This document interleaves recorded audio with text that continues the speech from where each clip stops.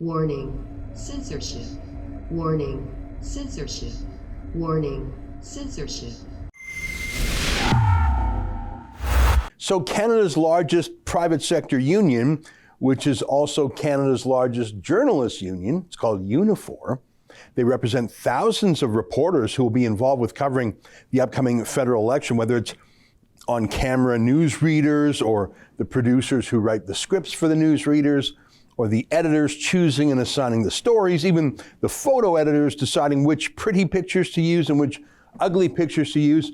That union has come out with an attack ad against Erin O'Toole, the Conservative Party leader. It's pretty weird to have news reporters pay for an ad out of their own union dues to take sides in an election that they're going to cover. It would be like if sports reporters all endorsed one team in a competition or a tournament, if they were betting on the outcome.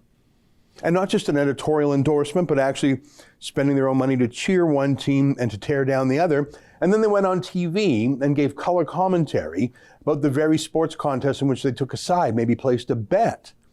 Here's the ad. The next model of conservative is here. Meet the 2021 O'Toole, ready to steer Canada in the wrong direction.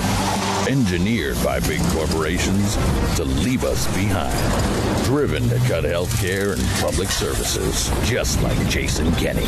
Another out-of-touch politician at a price we can't afford. Meet the 2021 O'Toole. New name, same old conservative. You know, I don't think it's a very strong ad. I'll talk to you about it more in a moment, but just about the ad itself, I don't have a lot of time for Erin O'Toole. He's pro-carbon tax. He's pro-lockdown, or at least hasn't done anything to oppose it. He's pro-open borders for immigration, even though he's pro-lockdown for citizens. He's pro-CBC, and he's pro-censorship on that last point, you know. It's been almost a week since Justin Trudeau and Stephen Guilbeault released the worst censorship proposal in the free world, with harsher penalties, more powers, deeper regulation than anything else outside of unfree countries like Cuba or Iran. And neither O'Toole nor his critic on the file, Alain Reyes, has so much as said a word about it. Nothing. I can understand taking one day to read the fine print, though we all knew what was coming for months or years, actually. That's not what's happening. They're really not opposing it almost a week into it now.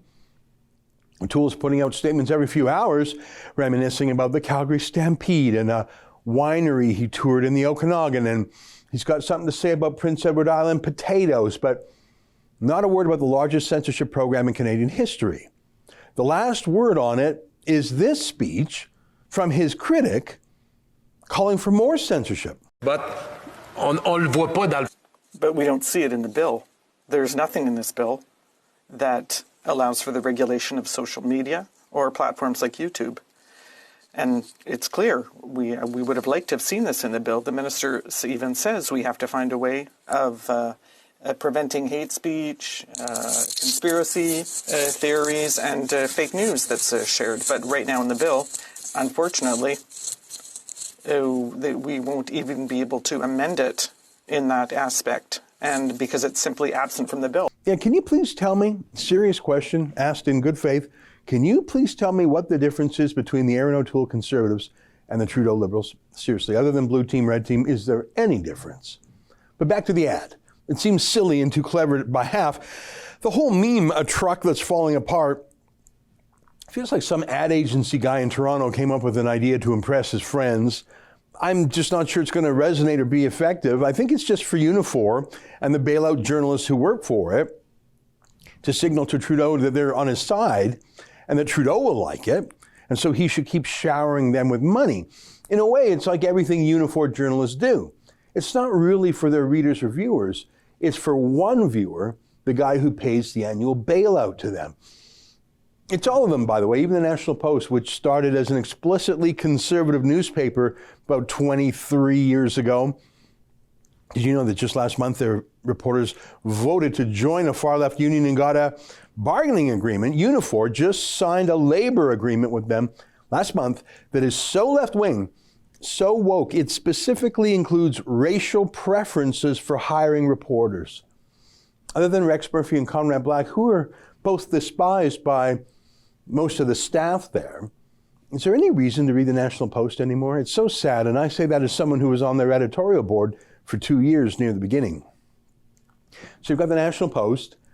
In most daily newspapers across the country, you've got the Globe and Mail, the Toronto Star, the Toronto Sun, you've got CTV Global News, Tsingtao, the Chinese newspaper, Maclean's Magazine, the London Free Press, Ontario's TVO, provincial state broadcaster, almost everyone. Oh, by the way, the rival journalism union, the Canadian Media Guild, also runs anti-conservative campaigns. Also, that's an excerpt from my daily show, the Ezra Levant Show. Every day I do a monologue on the news of the day, then I interview an interesting guest, and then I read my hate mail. You gotta subscribe. Go to rebelnews.com.